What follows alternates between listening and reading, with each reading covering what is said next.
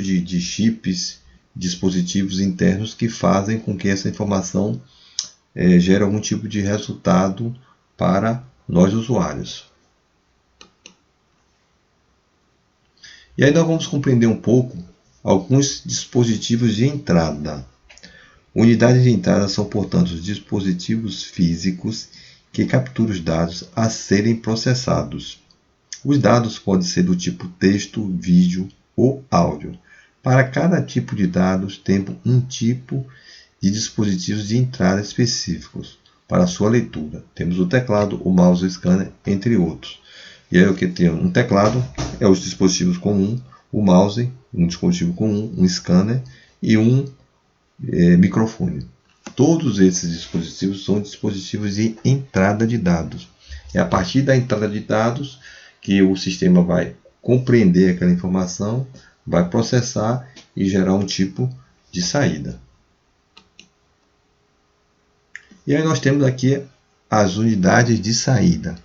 Apresenta os resultados finais do processamento para os usuários. Os dispositivos de saída são tão normais que quase não são percebidos. Monitores de vídeos, impressoras, plotters, telas de terminais bancários, impressoras de extrato, entre outros. Então, existem alguns tipos de dispositivos de saída. O mais comum que está no dia a dia são os monitores de vídeo, mas temos impressoras, plotter, entre outros. A saída, na verdade, é o resultado daquilo que foi processado. E aí o que é que acontece? O computador, o usuário deu entrada, o computador compreendeu a informação, processou e gerou uma saída, que pode ser no monitor, pode ser numa impressora ou qualquer outro dispositivo. E aí nós temos alguns outros dispositivos. O mais comum é o pendrive, ou os cartões de memória, que eu esqueci de colocar aqui nesse slide. É muito comum hoje você ter aqueles cartãozinhos de memória que pode ser utilizado. As unidades de DVD e CD-ROM já está em desuso em função dessas novas tecnologias, que são os pendrives, os cartões de memória, que substituem de forma muito eficiente a unidade de DVD ou CD. E temos as telas touchscreen, que é aquelas telas que no próprio celular tem, onde você aperta e ele gera algum tipo de resultado.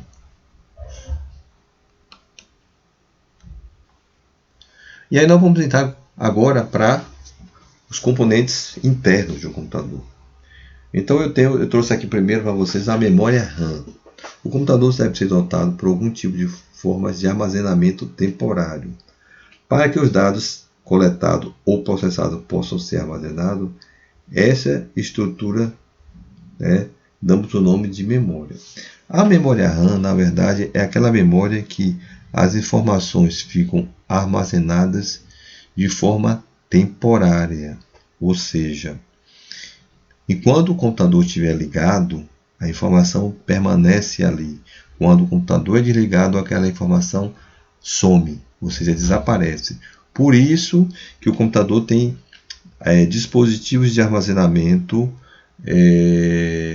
externos, como HDs e as tais SSD. E por quê? Para poder essas informações ficarem armazenadas de forma permanente. Nós temos também aqui a placa-mãe, que é um dispositivo principal. É através da placa-mãe, que é um circuito que integram todos os componentes do computador, que faz com que ele execute as suas tarefas. Então a placa-mãe é um dos componentes mais caros do computador, além da CPU. Por quê? Quando se queima uma placa-mãe e você vai fazer um orçamento, é tão caro a troca que às vezes é muito mais vantagem você comprar um computador novo do que trocar o componente, a depender da máquina.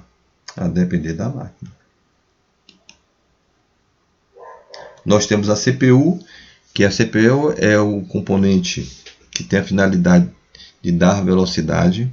Vocês vão ouvir falar muito em dual core, i5 da Intel, i3, i4, i5, i7. Da AMD vocês têm os processadores Ryzen. Ou seja, o processador é o cérebro do computador.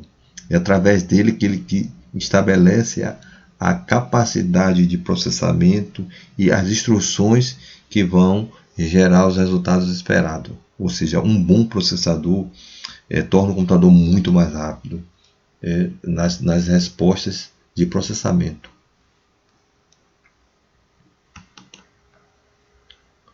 E nós temos os discos rígidos. É um dispositivo ainda bastante utilizado e que, com o passar dos anos, certamente vai perder espaços para as memórias de armazenamento SSD. Por quê? O disco rígido é um dispositivo que tem a finalidade de armazenar informação. Então, quando eu produzo algo, nós produzimos algo e precisamos armazenamos no HD. Só que o HD ele tem uma desvantagem. Ele, por ser uma memória de fazer leitura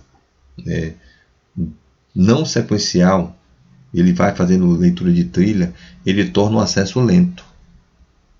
E aí, muitas das vezes, isso degrada muito, ou seja, o computador fica lento no acesso à informação. E isso prejudica muito o resultado. Então, hoje, uma memória que vem tomando bastante espaço são as memórias chamadas SSD, Solid State Drive, ou unidade de estado sólido. É um componente de hardware que substitui o antigo HD como unidade de armazenamento de dados dos PCs, muito mais rápido. O SSD não possui disco físico ou agulhas magnéticas, sendo capaz de acessar o dado em fração de segundo. Ou seja, como eu estava falando, o disco rígido ele vem perdendo espaço porque ele é tipo aqueles LPs que tem que uma agulha tem que fazer a leitura do dado na superfície. Já a informação lida é de forma, não existe nenhum tipo de leitura por meio de dispositivo. A extração da informação é tipo laser, um exemplo, e torna o SSD muito mais rápido. É claro que o SSD é muito mais caro do que o HD. Então, quando a gente vai comprar um computador com SSD, o custo aumenta um pouco, porque faz com que o equipamento tenha uma performance muito superior à do HD. Aí nós temos as placas de vídeos, que são placas que têm a finalidade de exibir a informação na tela. Então, todo computador ele é dotado de placa de vídeo, e a placa de vídeo ela tem a questão da resolução e também uma capacidade de processar. Quanto mais memória uma placa de vídeo for dotada, mais rápido e muito melhor a qualidade da informação exibida na tela. Eis a necessidade de... Tem pessoas que gostam de montar computador e não trabalhar com as placas de vídeo on-board, ou seja, é aquela placa que vem integrada na placa-mãe, aonde no mesmo momento que ela compartilha a memória RAM para poder exibir informação na tela. E isso faz com que o computador fique um pouco mais lento. Nós temos as fontes de alimentação, que tem a finalidade de alimentar energia todos os componentes do computador. E existem vários tipos de fonte. Aí, com o passar do tempo, a gente vai aperfeiçoar mais sobre esse tema. O gabinete, que existe vários tipos de gabinete também. Eu trouxe um gabinete básico. É dentro do gabinete que todos os componentes são